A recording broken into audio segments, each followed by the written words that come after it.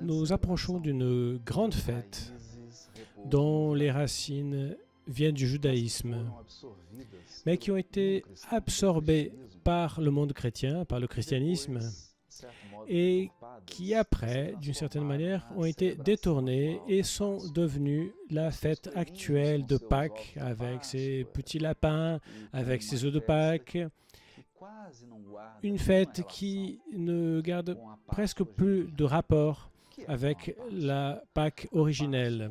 Qu'est-ce que la Pâques? La Pâques est une fête judaïque de l'époque où le peuple était libéré de l'esclavage en Égypte. Il est important de noter que quand nous parlons de la Pâques, nous sommes dans l'univers de la religiosité. Nous sommes dans un monde religieux. Et dans le monde de la religiosité, nous avons affaire à des symboles, à des métaphores. Pourquoi?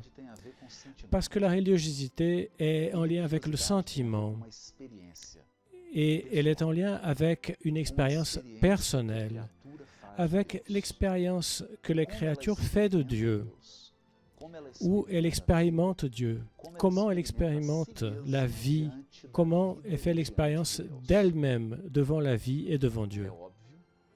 Il est évident qu'il est impossible de traduire une expérience aussi subjective, tellement riche spirituellement, avec le langage de la science, qui est un langage mathématique, analytique, ou un langage philosophique qui est spéculatif, plein d'un vocabulaire complexe et parfois prolixe. C'est pour cette raison que la religiosité choisit le langage de la métaphore, qui est presque un langage de rêve, un langage onirique. Et donc la Pâques a beaucoup de cette symbologie onirique des rêves. Que dit la Pâques? Que le peuple hébreu était en esclavage depuis 400 ans en Égypte. L'Égypte a été envahie par l'ange de la mort, mais les maisons où il y aurait une marque avec le sang d'un agneau, l'ange sauterait cette maison. Le verbe sauter en hébreu, c'est Pessah. Et de là vient le mot Pâques. La Pâques est donc le sceau de l'ange. Le sceau qu'il fait au-dessus des maisons qui ont la marque de l'agneau et qui ont donc été épargnées de la tragédie de perdre leur fils, leur premier fils. C'est ça le symbole. Et pourquoi l'agneau? C'est ça qui est intéressant. Dans la célébration de la fête judaïque, l'agneau restait une semaine avec la famille. On prenait l'agneau et il restait dans la maison. Là, les enfants jouaient avec l'animal, ils créaient une relation affective avec lui. Et au bout d'une semaine, l'animal était devenu presque un membre de la famille. Et alors, en fin d'après-midi, le vendredi, quand la famille se réunissait, l'animal était sacrifié. Et il fallait qu'il en soit ainsi.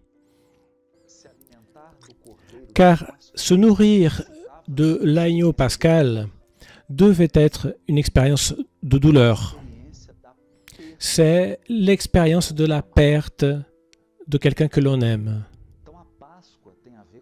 Donc la Pâques a à voir avec cette expérience spirituelle, l'expérience de la libération spirituelle, mais qui est une expérience de désillusion.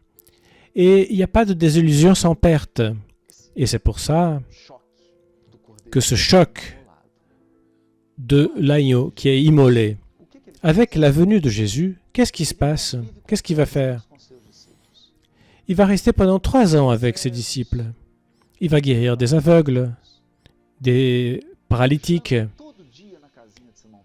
Il va manger chaque jour chez Simon-Pierre. Il va même guérir la belle-mère de Simon-Pierre qui habitait chez lui. Il travaille avec eux, il se lève de bonne heure, il va pêcher avec eux jusqu'à la fin du jour.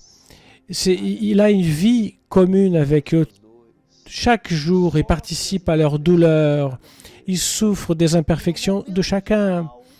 Et au bout de ces 3 ans, il réunit les 12 et leur dit,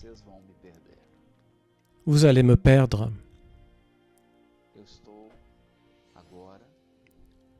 Maintenant, je vous dis au revoir, parce que je vais laisser le monde corporel pour revenir au monde incorporel. Et vous allez faire l'expérience d'une terrible tristesse, d'une profonde douleur, parce que vous avez créé une connexion émotionnelle avec moi. Je ne vous appelle plus des serviteurs, mais des amis, parce que tout ce que j'ai appris, je l'ai partagé avec vous. Je vous ai aimé de la façon la plus grande dont je suis capable.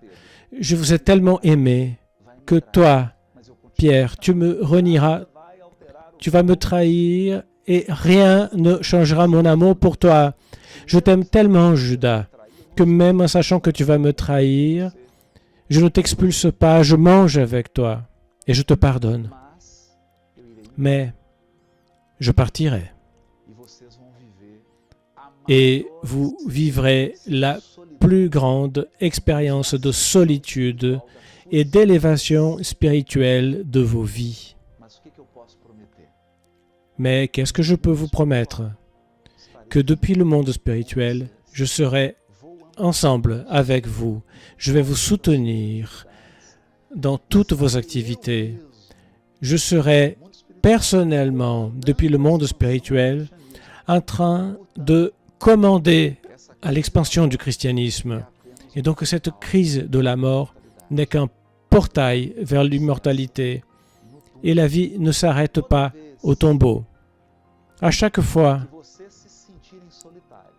que vous vous sentirez seul, à chaque fois que vous sentirez le manque de mon amitié, de mon dévouement, de ma présence, vous vous réunirez. Vous célébrerez la Pâque en mon souvenir, un souvenir de mon amitié, un souvenir de mon amour et surtout en mémoire de la libération dont je suis le messager, car Jésus est venu libérer l'homme de l'esclavage de la matière, de l'esclavage des sens. L'Égypte, en hébreu, se dit Mitzraïm. Mitzraïm, en hébreu, c'est l'étroitesse, la prison. La matière est une oppression. Les sens physiques sont étroits. Le message de Jésus est libérateur, car il vient apporter un amour inconditionnel, un amour qui libère. Donc, il recommande, réunissez-vous et célébrez la Pâque pour célébrer l'amour, pour célébrer mon dévouement, pour célébrer l'immortalité de l'âme, la vie spirituelle. Mais malheureusement, les siècles sont passés et nous avons transformé la Pâque en des lapins et des petits œufs colorés en chocolat, en effaçant complètement la dimension spirituelle et l'expérience religieuse que la Pâque propose, qui est une expérience de Dieu. C'est une expérience de solitude, c'est une expérience d'aimer et de se sentir aimé, peu importe les circonstances. Ça, c'est la Pâque.